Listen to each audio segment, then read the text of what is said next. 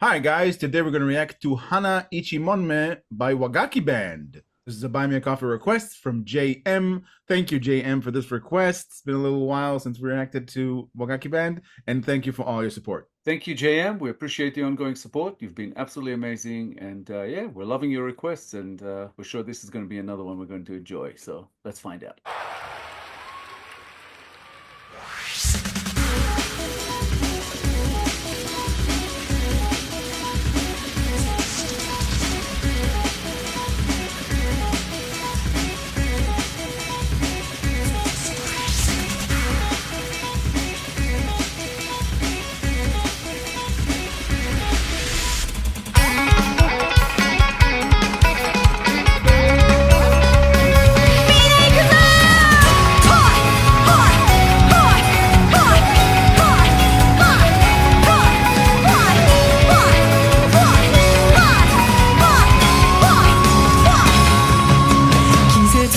外れの赤い椿が一人ぼっち小さく歌うネズミの下犬の谷間こだましてくわべ歌ちぐはぐな世界に迷い込んだ花の懐かしい香りが舞い散る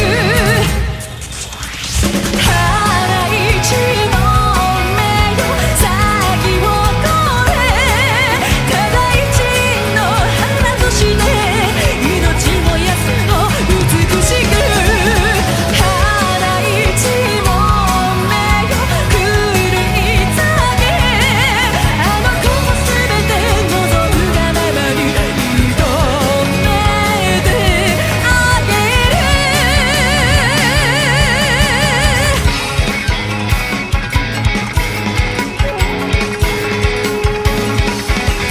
Always awesome to revisit Wagakki Band, one of our favorite bands so far from this whole discovering Japanese music with this show. Hana Ichi Monme is apparently a children's game where it basically means one flower equals one coin. Ichi Monme is some kind of a historical Japanese coin that is referred to in this game. So we don't know the exact meaning or importance of the game. We just know that this is what it refers to. So we just wanted to put that out there. Aside for that, as always, Yuko's singing just kind of gives me goosebumps every time. And I don't know what it is about them, but they just always sound so fantastic. The fact that they use the Wagakki instruments, it brings about like a Pavlov's dogs kind of a response. As soon as I hear Benny's shamisen at the beginning of the song, I mean, I know exactly where I am and why. And they just sound fantastic. As soon as Yuko starts singing, she just kind of pulls me into this, and their choruses are always so sweeping. Your favorite Daisuke on the shakuhachi just coming in there being a rock star, and they're all rock stars. Fantastic band, and this is another beautiful song. Yeah, those instruments that bring in that specific Wagakki Band signature. That signature is so strong that when the song started, they started it with an electronic intro. The traditional instruments weren't there yet. It immediately attracted my attention. Well, what? Wagakki Band are changing style? That's what I thought for the first few seconds. And then when they went into it, this is Wagakki Band. Yeah, this is what I was waiting for. Yuko, she intrigues me every time because I can sense every time in every song that we've reacted to, I can sense the immense power that she has in her voice, and it's always there. She never misses a beat. It's like she has to be a bit restrained. You can sense that she's molding the energy that comes out of her to fit the song, but there's a lot more power in there. Yeah, I must be sounding like a broken record at this point, but Yeah. she is one of the best voices I've heard, and there's just something to it. There's a signature or some kind of frequency to her voice that just gets me every time, and like I said, goosebumps. Just Yeah. beautiful. Also, another thing that doesn't usually happen when we react to Wagakki Band songs, this song specifically reminds me of Earth, Wind, and Fire's Fantasy. Earth, Wind, and Fire used an orchestral force in their concerts. Many instruments, many players. I think there were two singers. Don't hold it against me. It's been a long time since I looked into them. But something in this song, something in the style and certain chord combinations reminds me of that song, of Fantasy by Earth, Wind, and Fire. Beautiful song so far. 「溶け出してゆく肌の色が心までもまたに染める」「バラバラな想いの合間を埋めてゆく」「懐かしい旋律舞い散る」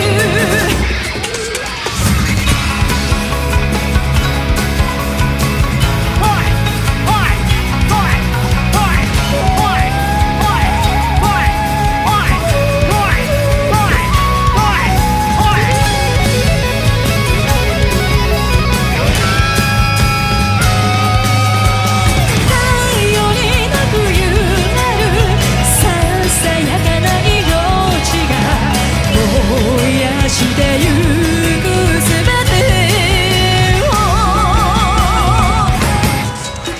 小さな小さな花でさえ地平の彼方空を越え命歌うのいつまでも花一問目よ先を越えただ一の花として命も安の美しく花一問目よ狂い酒あの子もすべて望むがままに認めてあげ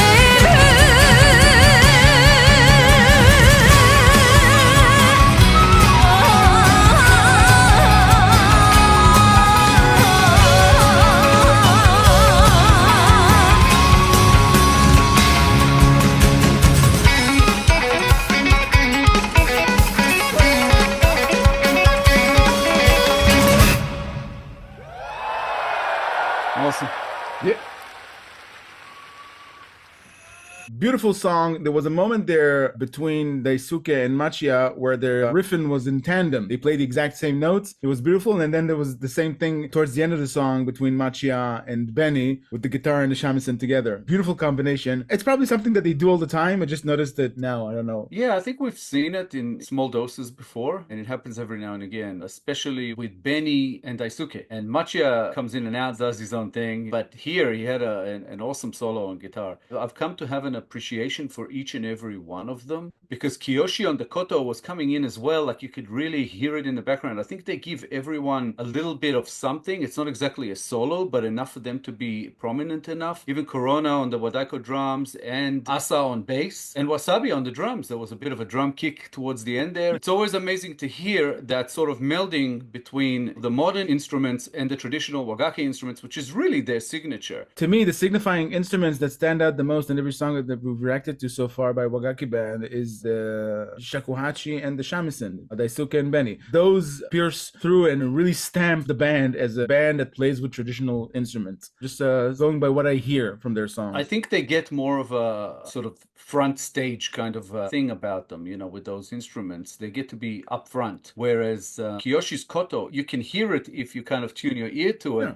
and it's beautiful. It's another one of the, obviously, the Wagakki instruments. The other one is Corona on the Wadaiko drums. Yeah, just beautiful. It doesn't take anything away, though, from all the others who are on the more modern instruments. Just together, they just sound fantastic. Really one of the best bands I've heard in however long. When it comes to the lyrics of this song, again, because it's somehow the idea or the song itself is based on some sort of traditional children's game, I'm guessing that something about it is rooted in Japanese culture, and it's not so much a general thing, and not having experienced it or really know what it's about or what it signifies puts us at a disadvantage. I'm not going to try to interpret the lyrics sort of exactly as they're written, but just as a feeling feeling that I get. And the feeling that I get from this is that this song is somehow related to innocence or loss of innocence. It talks about childhood games and about things that happen sort of almost in the neighborhood. In the gap between mouse gray buildings, it echoes a nursery song. Lost in the uneven world, the flowers' fond familiar scent flutters around. There's a theme to do with flowers in a lot of their music, actually. Yeah. And this one, I think it talks about that. It's potentially, I think might, and I could be completely wrong, have to do with loss of innocence, but I'm not 100% sure. I got the innocence part as well, but because they're talking about children's games, what I gathered from it is children's games in simpler times. What I took from it was the loss of innocence due to modernization of